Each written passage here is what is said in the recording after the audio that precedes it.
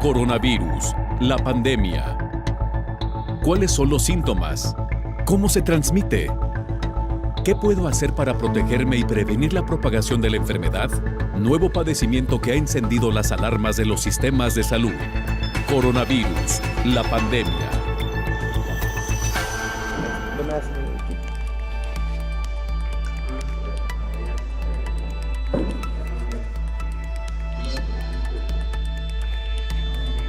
¿Qué tal? ¿Cómo les va? Bienvenido a este programa especial de Coronavirus, la pandemia. Les recordamos que este programa es una producción de la Universidad de Guadalajara que se transmite desde el foro de Canal 44, la señal de todos, y que llega a México y América Latina gracias a la señal de las televisoras públicas que se suman a esta emisión. Queremos invitarles también para que se pongan en contacto con nosotros a través de nuestras cuentas institucionales en Twitter y Facebook, @Canal 44 TV, y en Twitter y Facebook, y también nos pueden mandar mensajes a través de WhatsApp en el 33 22 42 06 90.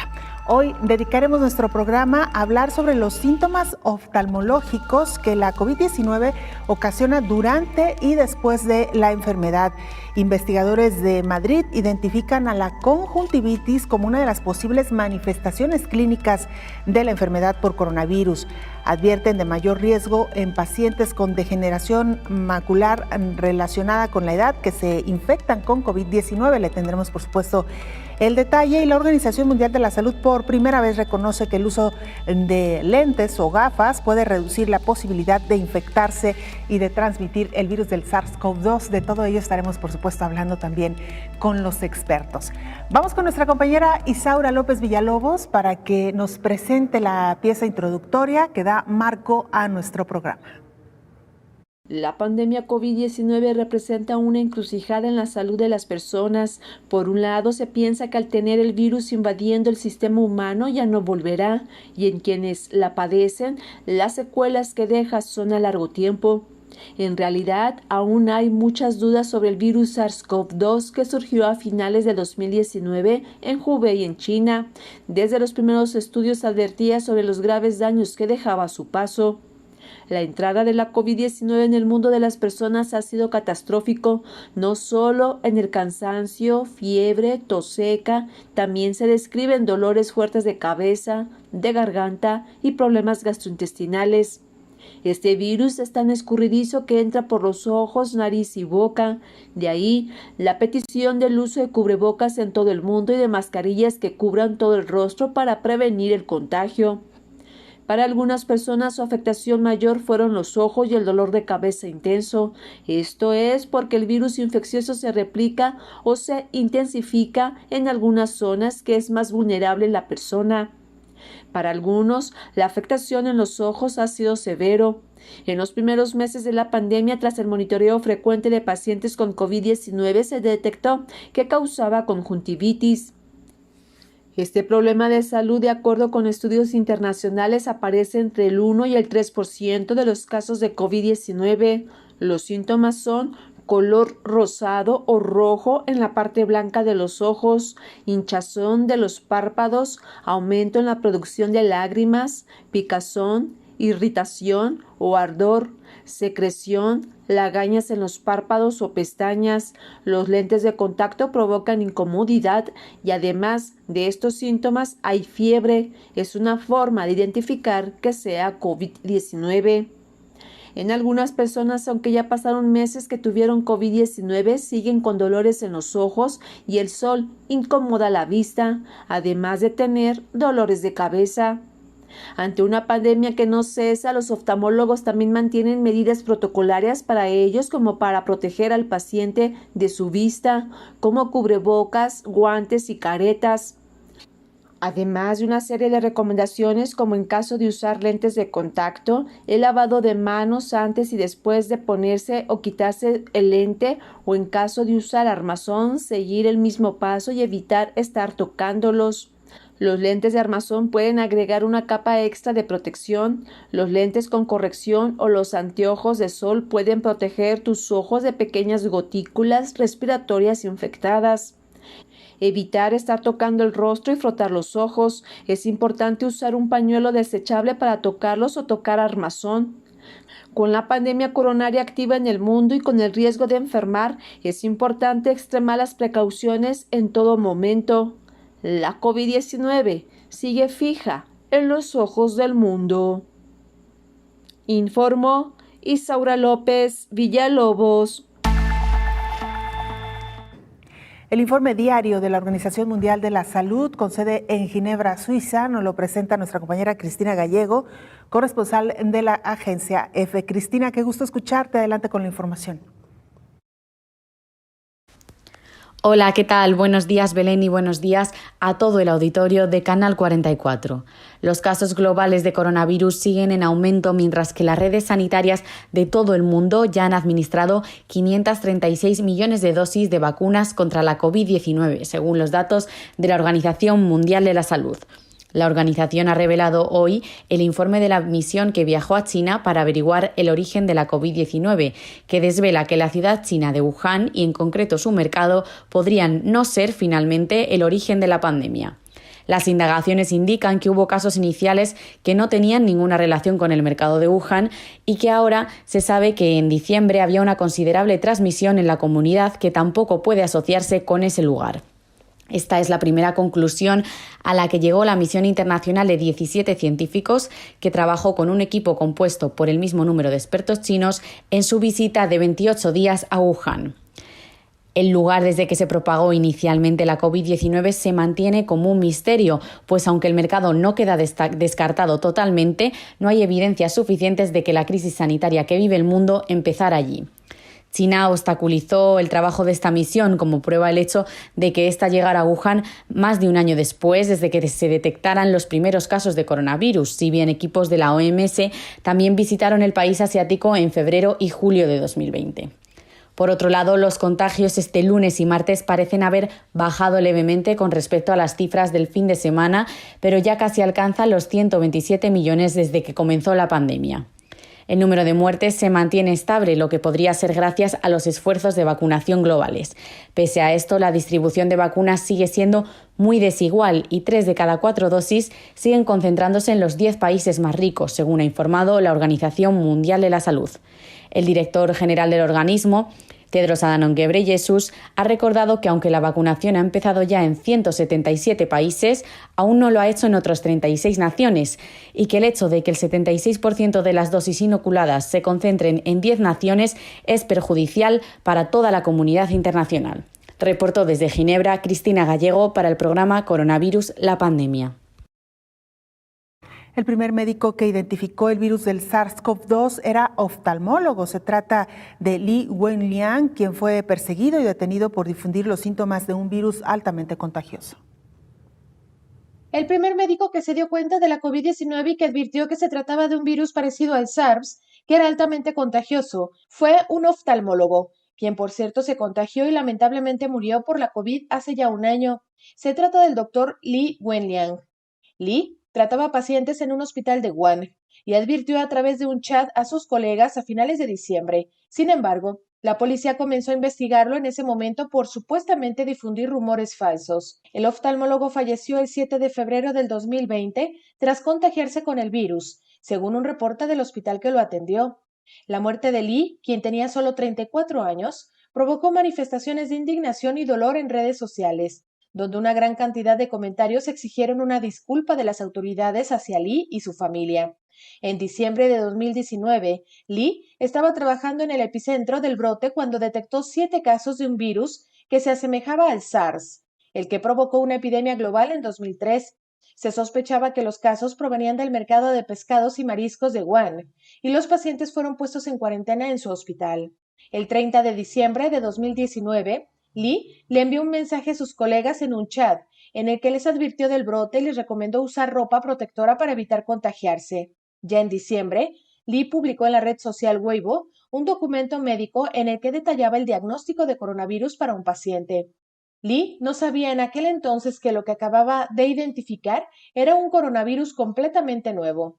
Li Wenliang, oftalmólogo, fue el primer médico que murió por la COVID, informó Rocío López Fonseca. Y precisamente el tema que hoy nos ocupa tiene que ver con pues el tema de las enfermedades de los ojos en medio de esta pandemia de COVID-19. Y para ello nos acompaña el doctor Luis Javier Cárdenas Lamas, oftalmólogo pediatra. Estos síntomas, doctor, bienvenido. ¿Cómo estás, Belén? Buenos días. Gracias a ti por invitarme. Al contrario, gracias a usted por acompañarnos, doctor. Los síntomas oftalmológicos que COVID-19 ocasiona, ¿qué tan común es, de acuerdo a lo que se ha podido ver a lo largo de este año? ¿Qué tan frecuentes o comunes son las afecciones en los ojos? Sí, Belén, los reportes internacionales mencionan que hasta 32% de las manifestaciones iniciales de COVID-19 son oftalmológicas. Es decir, que los pacientes no inician con los clásicos síntomas de dolor de cabeza, fiebre, tos, sino que empiezan con una manifestación oftalmológica. Y esto puede ser, como ya lo hemos escuchado, principalmente con una conjuntivitis. La conjuntiva del ojo, para que la gente nos entienda un poco mejor, es la membrana que recubre al globo ocular.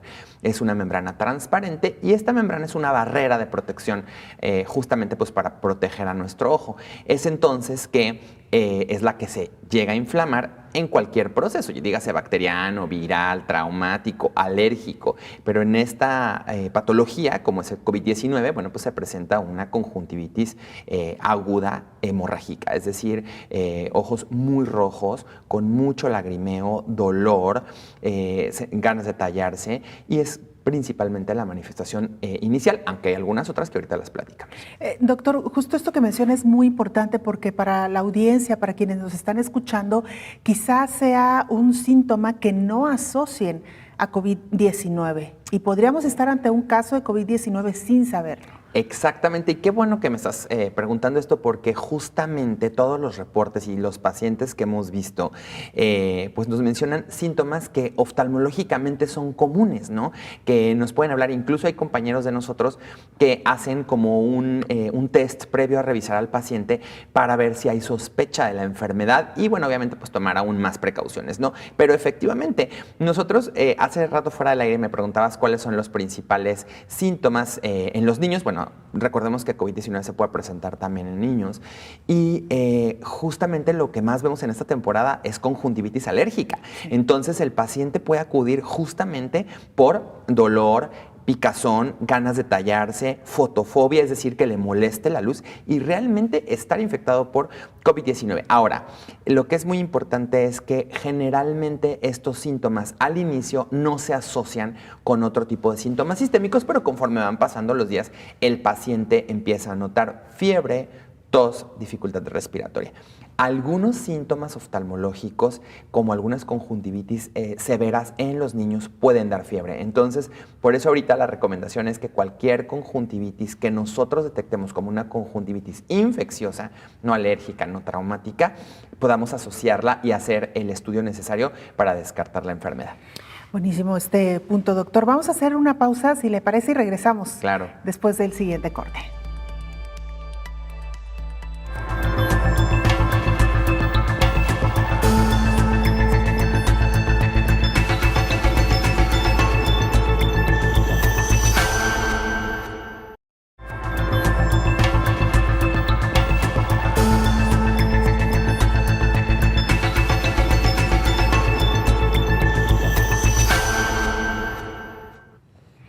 Hoy estamos hablando y dedicando nuestro programa a hablar sobre la salud de los ojos y cómo pueden también los ojos alertarnos o avisarnos sobre la presencia de COVID-19. Y precisamente se habla de la transmisión del virus del SARS-CoV-2 a través de la superficie ocular.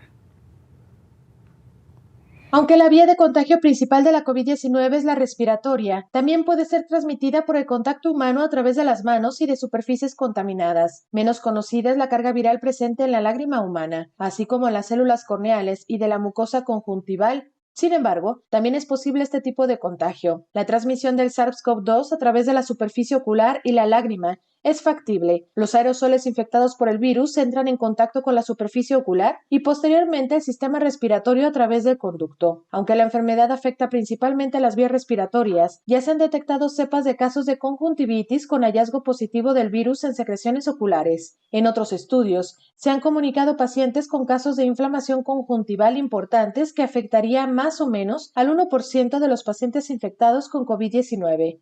Por tanto, el coronavirus está presente en la secreción conjuntival de pacientes con conjuntivitis e infección respiratoria por dicho virus. ¿Pero qué es la conjuntivitis? ¿Cómo se manifiesta? Sensación de comezón y quemazón, lagrimeo, sensación de cuerpo extraño, inflamación de párpados y enrojecimiento son las principales manifestaciones de una conjuntivitis vírica. Y si además se presentan síntomas respiratorios como fatiga o tos acompañados de fiebre, es posible que se haya contagiado de COVID-19, informó Rocío López Fonseca. Vamos a Italia. Nuestra compañera Cristina Cabrejas, corresponsal de la agencia AF, nos presenta la información de lo que está ocurriendo ahí en este país. Cristina, te escuchamos. Adelante con el reporte. Hola, ¿qué tal? Buenos días, Belén, y buenos días a todo el auditorio de Canal 44. Y hoy en Italia seguimos confinados. 10 regiones italianas se encuentran en la llamada zona roja, la de mayores restricciones, y así se encamina hacia los 3 días festivos de Semana Santa, cuando todo el país quedará confinado, mientras que el gobierno de Mario Draghi piensa ya en nuevas medidas para después de las festividades. Con los nuevos parámetros epidemiológicos pasan a la zona roja Toscana, Calabria y Valle de Aosta, junto a las que ya estaban Emilia-Romagna, Friuli, Venezia Giulia, Lombardía, Las Marcas, Piamonte, Véneto y Apulia. Mientras que la región del Lacio, cuya capital es Roma, entrará mañana en zona naranja, la de menos restricciones, lo que permite la apertura de algunas actividades. Además, como anunció el gobierno, después de Semana Santa, Italia abrirá los colegios, incluso en la zona roja, pero solo desde las guarderías hasta el primer año de la educación secundaria. El resto seguirán en educación a distancia desde sus casas. Y es que la curva de contagio lleva días estabilizada, pero no baja. El índice de contagio RT está en toda Italia por encima del 1, por lo que el país seguirá en zona roja o naranja al menos hasta el 30 de abril. Además, el gobierno prepara nuevas medidas, pero no se prevén aperturas, sino nuevos confinamientos para el puente que tienen los italianos el 25 de abril y para el 1 de mayo. Esto supone que tanto en zona naranja como en zona roja siguen los bares, restaurantes cerrados. También siguen cerrados los gimnasios, piscinas, balnearios y todos los museos, teatros y cines. El país comienza esta semana con casi 20.000 contagiados, además de otras 300 muertes y un índice de positividad del 7,2%. Pero sobre todo aumentan los cuidados intensivos y las hospitalizaciones. En las unidades de cuidados intensivos del país se ha llegado a casi 3.700 hospitalizados, lo que supone que en 12 regiones se ha superado el umbral de alerta del 30% de las camas destinadas a pacientes COVID. Más o menos estamos en las cifras de exactamente hace un año, el 29 de marzo. De todas maneras, todo esto está provocando también las protestas de hosteleros que no entienden cómo, por ejemplo, los italianos puedan irse al extranjero durante las vacaciones de Semana Santa, mientras que no puedan salir de las regiones, sobre todo en los días festivos. Y informó para Coronavirus, la pandemia, desde Roma, Cristina Cabrejas. Muchas gracias, Cristina, por esta información. Doctor Luis Javier Cárdenas Lamas, oftalmólogo pediatra, hablando hoy sobre los síntomas oftalmológicos que nos pueden alertar sobre la presencia de COVID-19. Ya decíamos, doctor, antes de irnos a la pausa, una conjuntivitis, pero también mencionaba usted otros malestares que lamentablemente se asocian también a otros padecimientos y que esto puede generar todavía más confusión en el paciente y creer que tiene una enfermedad cuando en realidad tiene COVID-19. Exactamente, Belén. Fíjate que hay algunos otros síntomas que son inespecíficos, pero que también nos deben alertar que el paciente puede estar infectado, como por ejemplo fotofobia aislada, eso significa que tengan molestias con la luz, lagrimeo excesivo, dolor detrás de los ojos, que esto también es importante que puntualicemos porque hay pacientes que presentan justamente dolor asociado, por ejemplo, a fiebre, y si acuden al médico, no se hacen prueba y esto puede ser falsamente diagnosticado como dengue en algunos casos. Influenza puede producir también dolor retroocular, dolor con el movimiento de los ojos. Eso es muy importante. De hecho, uno de los síntomas más característicos que los pacientes infectados con COVID-19 refieren es, sobre todo las mujeres, no me podía ni tocar el párpado, no me podía desmaquillar, no me podía pues lavar mis párpados, mi cara, porque me dolía mucho. O sea, el dolor de los ojos es uno de los síntomas oftalmológicos más común. Dolor detrás de los ojos y dolor con el movimiento de los ojos, que es lo que se puede asociar a otras cosas, pero cuando está justamente relacionado con algún contacto o síntoma respiratorio, porque también eso es importante cuando nosotros vemos a los pacientes con este tipo de síntomas, preguntar si ha habido contacto con pacientes con COVID-19 o si tienen algún otro síntoma respiratorio. Claro, ahora, doctor, una de las preguntas constantes de nuestra audiencia también es ¿qué cuidado se debe de tener con los ojos? Y me parece que los ojos ha sido quizá esta parte más olvidada dentro de COVID, porque nos hemos centrado mucho en otra sintomatología, no tanto en lo que provocan los ojos, y también nos hemos concentrado mucho en el uso del cubrebocas para cubrir nariz y boca. Pero ¿qué pasa con los ojos, doctor? Bueno, la conjuntiva es una vía de entrada de sustancias y de situaciones del medio ambiente en general. Por ejemplo, hay medicamentos que nosotros los instilamos en la conjuntiva y pueden tener efectos a nivel sistémico, es decir, a nivel de todo nuestro cuerpo, porque la conjuntiva es una vía de absorción. En la lágrima de nuestros ojos se ha aislado coronavirus en algunos de los pacientes. No, o sea, los reportes varían en cuanto a porcentajes, pero se han aislado. Entonces, se ha reconocido que la conjuntiva es una vía de entrada para la infección por coronavirus, ¿no? Entonces, por SARS-CoV-2. Entonces, es importante la protección. Algo también que considero sumamente importante puntualizar es la gente que utiliza lentes de contacto. Los lentes de contacto se manipulan con las manos y se aplican justamente sobre la córnea, y una persona que no tenga una higiene adecuada o que además haya tenido algún contacto con pacientes con COVID, al momento de manipular los lentes de contacto se pudiera contagiar. Por eso la importancia siempre de lavarse las manos antes de manipular los ojos, y sobre el uso de lentes protectores, por supuesto. Los lentes han sido también una ayuda muy, muy importante. De hecho, nosotros, por ejemplo, en los hospitales, pues siempre utilizamos lentes de protección y los hemos recomendado también para el uso de nuestros pacientes en general. Los lentes que se utilizan para leer o para ver, o los lentes de sol, ¿hacen también esta barrera protectora, doctor, o es necesario utilizar los especiales, digamos? Sí hacen una barrera protectora, por supuesto, pero no hacen un sello. Entonces, se han hecho pruebas, por ejemplo, en pacientes que estornudan o en pacientes que tosen, y esas gotículas o partículas que se diseminan en el ambiente pueden entrar a partir de los espacios por los cuales no está cubierto el ojo. Obviamente es un efecto de barrera, pero no, recordemos que no es un sello. Los lentes de protección especiales son lentes que sellan perfectamente la piel con el lente, evitando el ingreso de partículas de saliva de estos pacientes. Doctor, de flush. La recomendación es evidentemente no tocarnos el rostro, ya no digamos los ojos, con las manos, evitar, ¿no? Precisamente en caso de que hubiera la presencia del virus en alguna superficie o que hubiéramos tocado algo que estuviera contagiado o contaminado. ¿Qué pasa con el viento, doctor? Muchas veces nos han preguntado si el viento también puede ser una vía de transportar el virus, y que así como ingresa una basurita, algo que está en el polvo, pudiera ingresar también el virus. Claro, el virus no vuela.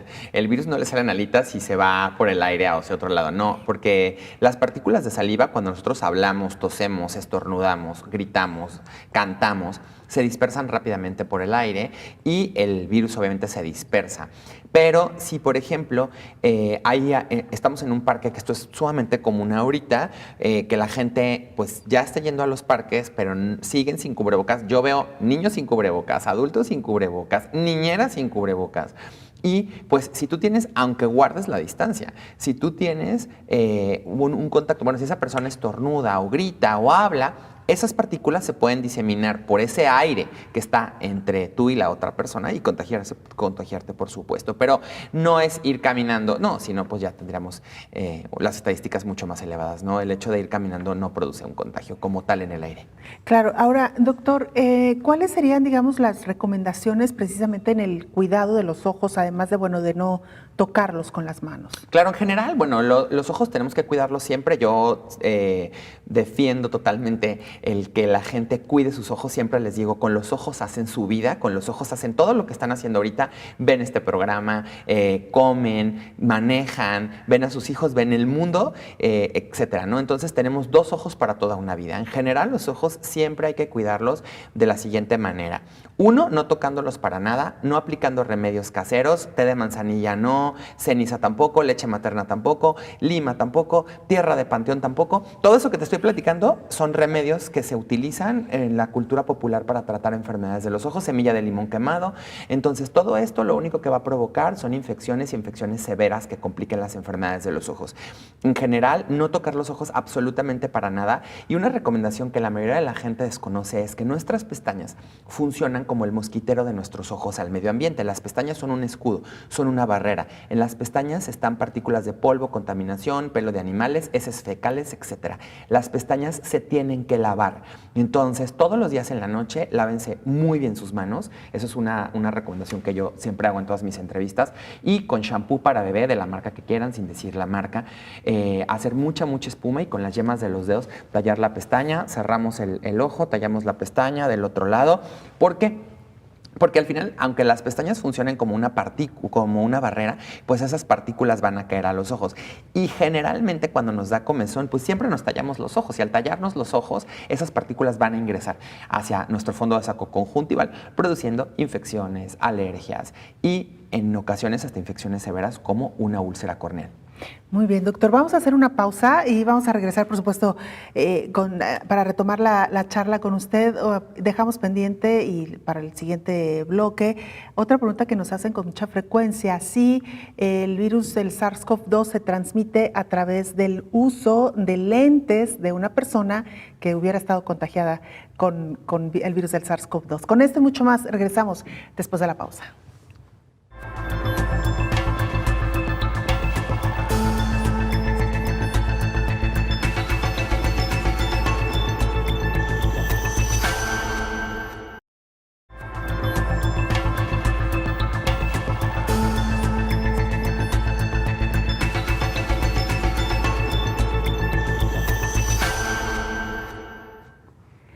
Y en más información, la Organización Mundial de la Salud recomienda a la población también proteger la vista para prevenir riesgos de infección por el virus del SARS-CoV-2. Cada día vamos conociendo más sobre la COVID-19. Un último estudio de la OMS sugiere que no solo las mascarillas y la distancia son importantes, sino también proteger los ojos. Investigadores de la Universidad McMaster en Canadá han realizado un estudio encargado por la Organización Mundial de la Salud, cuyos resultados se han publicado en la prestigiosa revista The Lancet. Según estos últimos análisis, la medida más efectiva es el distanciamiento de al menos 2 metros, además del uso de mascarillas. Pero la OMS reconoce por primera vez que el uso de gafas también puede ser importante para reducir la posibilidad de infectarse y de transmitir el virus. Entre los resultados obtenidos, se llegó a la conclusión de que el distanciamiento físico es posiblemente la medida más efectiva. En 9 de estos estudios, con casi 8,000 participantes, se observó que mantener una distancia de más de 1 metro se asociaba con un riesgo mucho menor de contagiarse. Además, por cada metro adicional hasta alcanzar los 3, el riesgo de contagio era capaz de reducirse hasta la mitad. El uso de anteojos o lentes pueden cubrirlos muy bien, sin embargo, es importante mantenerlos perfectamente limpios, evitar tocarlos y sobre todo evitar las siguientes acciones. No se deben prestar, no se debe poner los lentes de alguien más, no colocarlos en la cabeza, no tocarlos constantemente, No se debe guardar en su estuche sin lavarlos después de un día de trabajo o exposición en lugares públicos. Si usas lentes de contacto, deberás lavar tus manos antes de colocarlos y antes de retirarlos. Desinfecta tus lentes de contacto después de usarlos. En el caso del maquillaje, la limpieza y desinfección de las brochas y esponjas es obligatoria después del uso y, por supuesto, no compartir este tipo de implementos, informó Rocío López Fonseca. Y un estudio relaciona problemas de retina con un mayor riesgo por COVID-19. Es posible que pacientes con degeneración macular relacionada con la edad que se infectan con COVID-19 tengan un riesgo elevado de enfermedad grave, de acuerdo con el estudio publicado en la revista Nature. La degeneración macular es un problema en la retina, cuando una parte llamada mácula se daña. La consecuencia es que la persona no puede ver detalles finos ni cerca ni lejos, pero su visión periférica funciona normalmente. Uno de los ejemplos que utiliza la Academia Estadounidense de Oftalmología es que te imagines fijar la vista en un reloj con manecillas. Si tuvieras degeneración macular, solamente verías los números, pero no las manecillas. Los investigadores que publicaron sus hallazgos en Nature estudiaron a 6.398 personas infectadas con COVID-19 durante la primera ola de la pandemia. Aquellas con degeneración macular tenían 3 veces más probabilidades de morir que quienes no tienen esa condición y murieron más rápidamente. Incluso 1 de cada 5 pacientes requirió intubación. Miembros de la Academia Estadounidense de Oftalmología advierten que el vínculo entre la degeneración macular y COVID no está claro y que se necesita más investigación. Los expertos señalan que el estudio fue pequeño y que incluyó solo a 88 pacientes. No está claro en qué etapa de la enfermedad estaban y que se necesita un estudio más amplio y detallado para aclarar el riesgo de complicaciones de COVID-19. Ahora, ¿por qué las complicaciones de COVID podrían ser peores en estas personas? Los expertos de la academia explican que quienes tienen degeneración macular presentan inflamación crónica. Con el tiempo puede dañar las células de la retina y causar pérdida de la visión. Entonces los médicos sospechan que la inflamación genera complicaciones graves de COVID y conduce a un mayor riesgo de muerte. Pero hay más motivos por los que complicaciones de COVID-19 pueden ser peores en este tipo de pacientes, como tener más de 65 años, además de padecer diabetes o presión arterial alta, informó Elizabeth Ortiz. Vamos con otra de nuestras charlas, la maestra Edith Olivares Ferretto. Ella es jefe de la Unidad de Derechos Humanos de Amnistía Internacional México y con un tema que hoy también es muy importante abordarlo en esta etapa de la pandemia. Maestra, ¿cómo está? Bienvenida. Gracias por acompañarnos. Muchas gracias, Belén. Y sí, gracias por darnos espacio para hablar de este último informe que elaboramos en Amnistía Internacional, que se llama Vacunas en las Américas, 10 imperativos de derechos humanos para garantizar la salud a todas las personas. Maestra, y es que ha sido uno, digamos, de las prioridades, al menos de la Organización Mundial de la Salud y de algunos países miembros, de garantizar que las vacunas lleguen de manera equitativa a la población mundial. Así es, nosotros hacemos en este informe énfasis justamente en lo que señalas, que es estamos claramente frente a una crisis de salud pública y queremos hacer énfasis también en que esta es una crisis que está afectando a personas en concreto. Hicimos nosotras este informe que tiene 10 llamados y 10, digamos, recomendaciones a los estados de América Latina para garantizar que la salud llegue a todas las personas. Tenemos una particular preocupación, quisiera subrayarlo, Belén, sobre la opacidad que caracteriza a la región en términos de las negociaciones y los contratos que se han firmado entre empresas farmacéuticas y los gobiernos de la región. Hacemos un llamado a que esto cambie. La ciudadanía en América Latina tenemos derecho a conocer qué fue lo que los gobiernos han negociado con las farmacéuticas para la adquisición de la vacuna contra la COVID-19 y creemos también muy importante que en términos de rendición de cuentas y transparencia esta información se brinde de manera oportuna y clara a la población. ¿Qué deberíamos de saber, por ejemplo, maestra, qué deberíamos de conocer en medio de estos contratos que se han firmado entre gobiernos y farmacéuticas?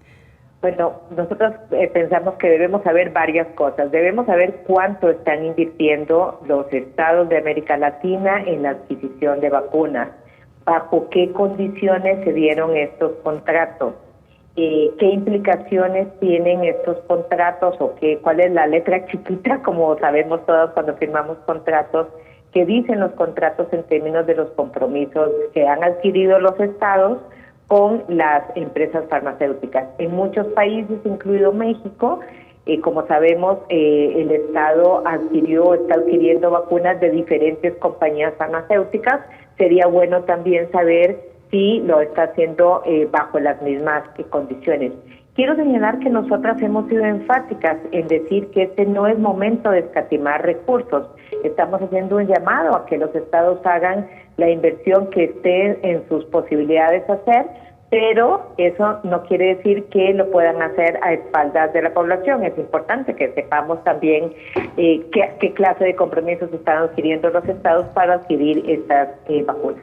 Claro, ¿y qué se puede hacer desde los derechos o las garantías que ofrecen precisamente los derechos humanos a la población para tener acceso no solamente a una vacuna, maestra, sino también a la salud, que ha sido otro de los grandes pendientes y de las grandes facturas que han quedado evidenciadas con esta pandemia de COVID-19?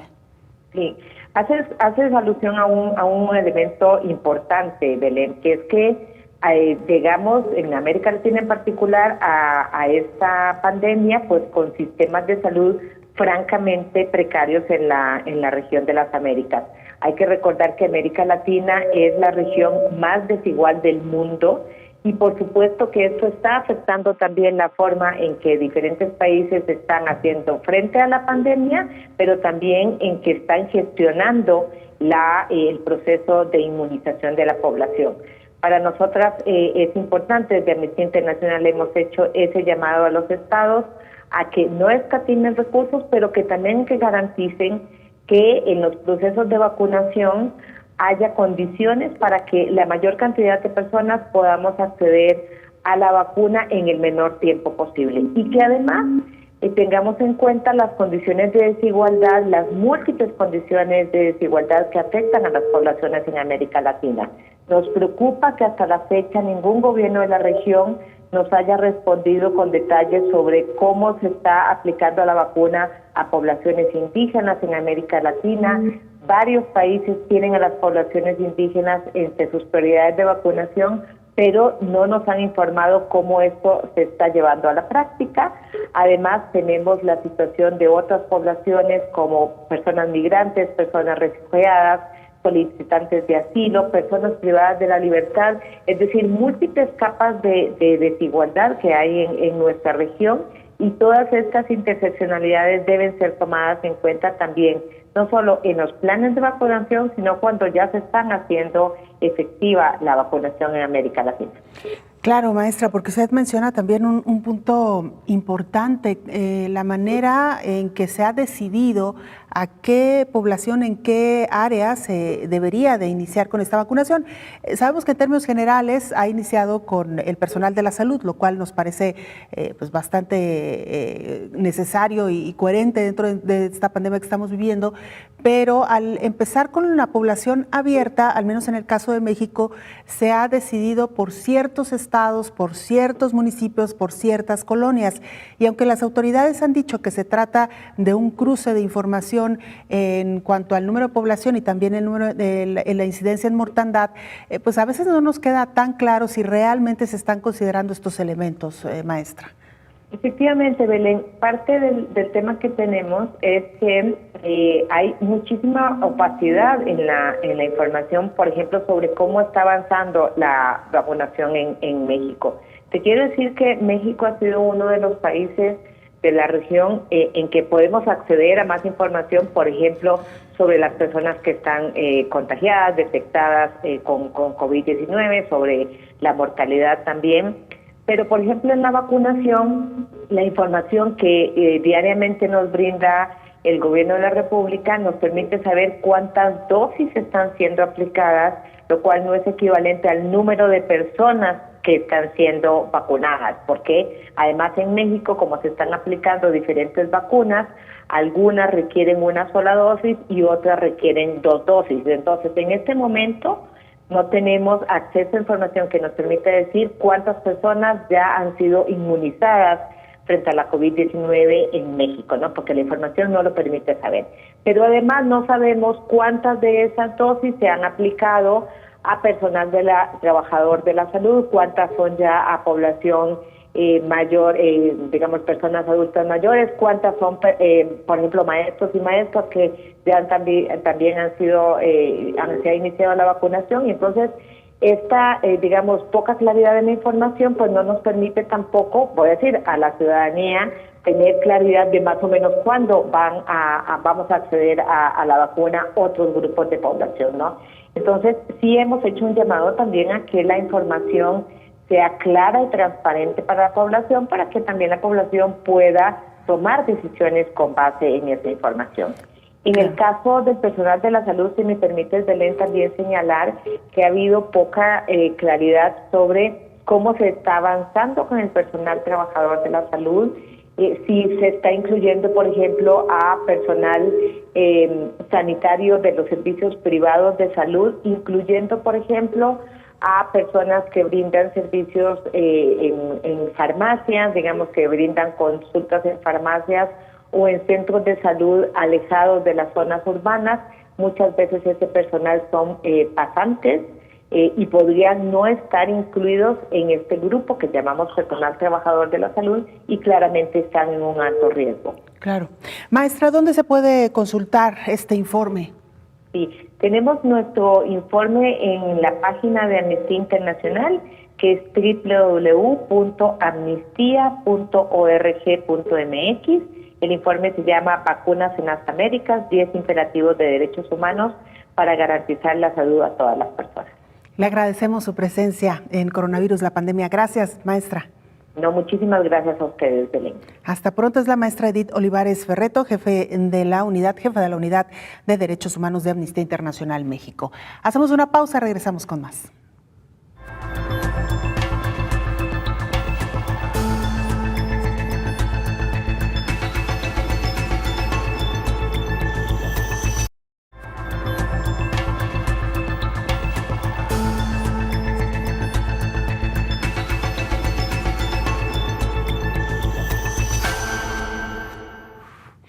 Lo hablábamos ya con nuestro experto invitado esta mañana. De acuerdo a un estudio internacional, se estima que 1 de cada 10 pacientes hospitalizados podría desarrollar conjuntivitis relacionada con COVID-19. Investigadores del Hospital Clínico San Carlos en Madrid identificaron a la conjuntivitis como una de las posibles manifestaciones clínicas de la enfermedad por coronavirus. Según desprende la investigación, padecerla puede suponer el primer síntoma de haber contraído la infección. La investigación, publicada en una revista especializada, es la primera de España que describe características clínicas de la conjuntivitis en una amplia serie de pacientes. El estudio revela que 1 de cada 10 pacientes hospitalizados podría desarrollar conjuntivitis relacionada con COVID-19 en alguna etapa. Así lo afirma una de las autoras del estudio y oftalmóloga del Hospital Clínico San Carlos, Bárbara Burgos. El estudio fue realizado en 301 pacientes hospitalizados del Hospital Clínico San Carlos, con una edad media de 72 años. Los resultados han desvelado una prevalencia de conjuntivitis del 11.6% en pacientes hospitalizados por COVID-19. Los investigadores señalan que este hallazgo puede ayudar a otros médicos a un diagnóstico precoz de la infección. La conjuntivitis puede presentarse en uno o ambos ojos. Hasta el momento, en los hallazgos encontrados, esta infección se resuelve espontáneamente en 2 o 4 días y no se han identificado por el momento secuelas visuales ni complicaciones graves asociadas. Los autores del estudio consideran que la prevalencia de la conjuntivitis entre pacientes COVID-19 puede estar subdiagnosticada. A decir de los investigadores, esta situación podría explicar por qué pacientes leves o muy leves no han sido conscientes de padecer la enfermedad, así como el desconocimiento de la sintomatología, informó Rocío López Fonseca.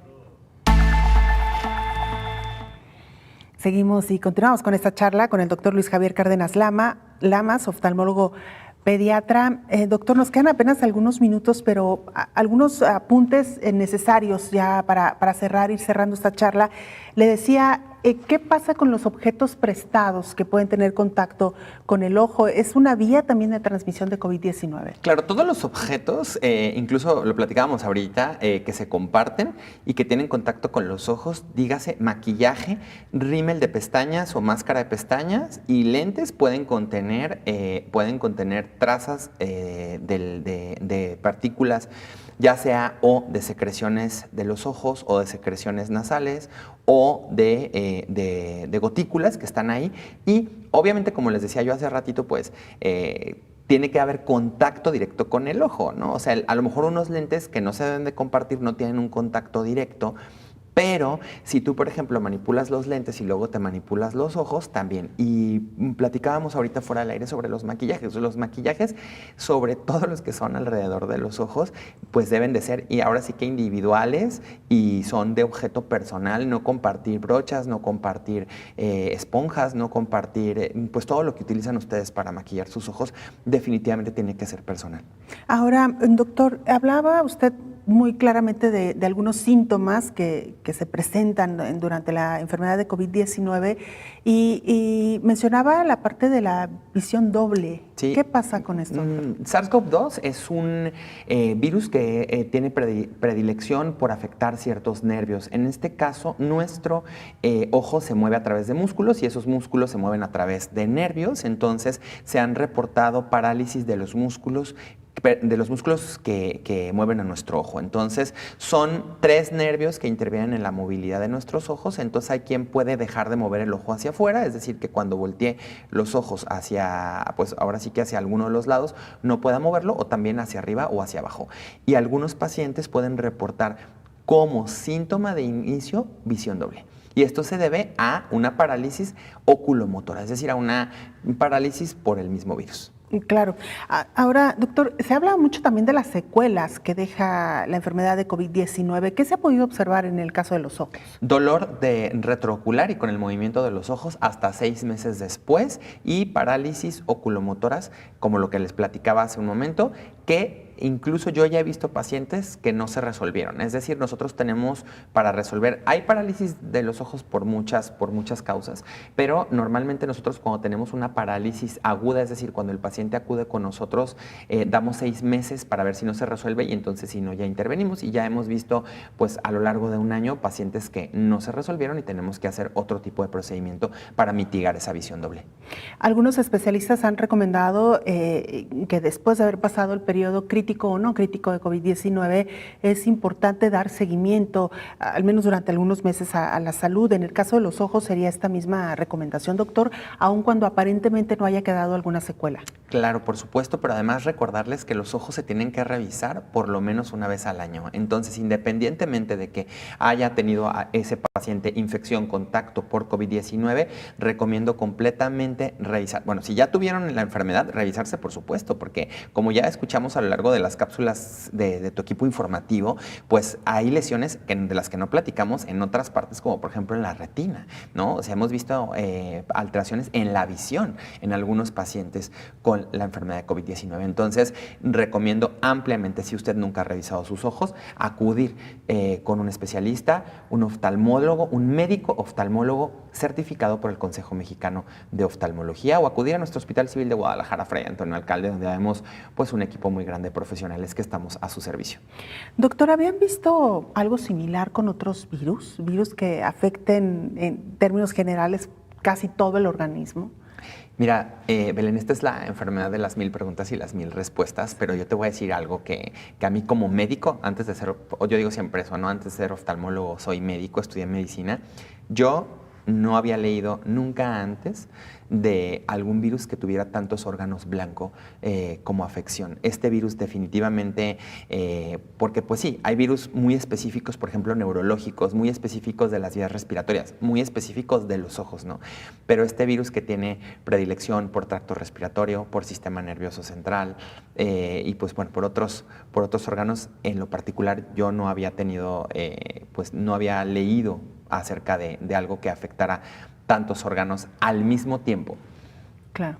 Doctor, otra pregunta que nos hacen con cierta frecuencia, los aires acondicionados. ¿Qué pasa con los aires acondicionados? Los aires acondicionados no hay ningún problema, pero recuerden que siempre cuando estemos en una habitación con aire acondicionado, sin aire acondicionado, tenemos que tener ventilaciones, porque la gente se encierra con el aire acondicionado, entonces tiene que entrar flujo de aire normal. Prendan el aire acondicionado, pero abran las puertas. Importante también seguir, aunque tengan aire acondicionado, seguir guardando las medidas precautorias, sobre todo las personas que trabajan en oficinas, que pues me platican mucho mis pacientes, adultos sobre todo, que me dicen, pues es que en mi oficina estamos uno tras otro, entonces el aire acondicionado sí es, o sea, es aire, ¿no? Entonces, pero siempre recordando que hay que ventilar las habitaciones y con la sana distancia. Muy bien, doctor. Antes de despedirnos, algo que quiera agregar. Muchas gracias, Belén. Pues solamente recordarle a todo tu auditorio la importancia de cuidar nuestros ojos. Los ojos son con los que hacemos nuestra vida y tenemos solamente 2 para toda la vida, entonces cuidarlos. Hay que tomar la presión intraocular para ver que no haya una enfermedad que se llama glaucoma, revisar el cristalino para ver que no haya catarata, la retina para ver que esté en su lugar. Acudir por lo menos una vez al año con su médico oftalmólogo, porque la mayoría de las enfermedades de los ojos que causan ceguera son silenciosas en un principio. Y en esta pandemia, en este contexto, mucho más, doctor, estar atentos a las manifestaciones de nuestros ojos. Sí, por supuesto. Si usted presenta cualquier síntoma oftalmológico, como los que ya mencionamos, esté o no asociado a enfermedades respiratorias, pues importantísimo acudir con su oftalmólogo. Muy bien, doctor Luis Javier Cárdenas Lamas, oftalmólogo pediatra, muchas gracias por habernos acompañado y bueno, pues sin duda alguna uno de los temas que no se aborda con tanta frecuencia, pero que resulta por demás importante en medio de esta pandemia de COVID-19. Muchas gracias. Muchísimas gracias, Belén, por invitarme y estamos siempre a sus órdenes en el Hospital Civil. Gracias. Antes de despedirnos, le contamos que llegaron a México 487,500 vacunas contra COVID-19 de Pfizer, con las dosis que arribaron hoy a la capital del país. En total, México ya ha recibido más de 12,810,000 vacunas, incluyendo las que se han envasado en México. Hay que recordar que nuestro país hizo un convenio con la Fundación Slim y el gobierno de Argentina para envasar y distribuir las vacunas de AstraZeneca desde territorio nacional. Esta mañana, un avión con 487,500 vacunas de Pfizer-BioNTech para atender a COVID-19 aterrizaron en el Aeropuerto Internacional de la Ciudad de México. Las vacunas que forman parte del 14º embarque de Pfizer que envía a nuestro país llegaron provenientes de Bélgica, con las dosis que arribaron a la capital. En total, México ha recibido pues estas 12 millones con las que se ha inmunizado principalmente a personal de la salud y personas mayores de 60 años. Sin duda alguna, una buena noticia para el país y, por supuesto, para quienes están en espera de estas vacunas. Y decimos para quienes están en espera porque hay que recordar que en el caso de Pfizer se requiere de una segunda dosis. Hay a quienes ya les pusieron la primera dosis, pero falta la segunda dosis y también hace falta una parte muy importante del personal de la salud que sean inmunizados, porque hasta ahora también hay un porcentaje de estos trabajadores de la salud que todavía no acceden a esta vacuna. De esta manera nos estamos despidiendo. Muchas gracias por habernos acompañado. Le invitamos, por supuesto, para que nos sintonice en la siguiente emisión de Coronavirus, la pandemia. Hasta entonces. Coronavirus, la pandemia.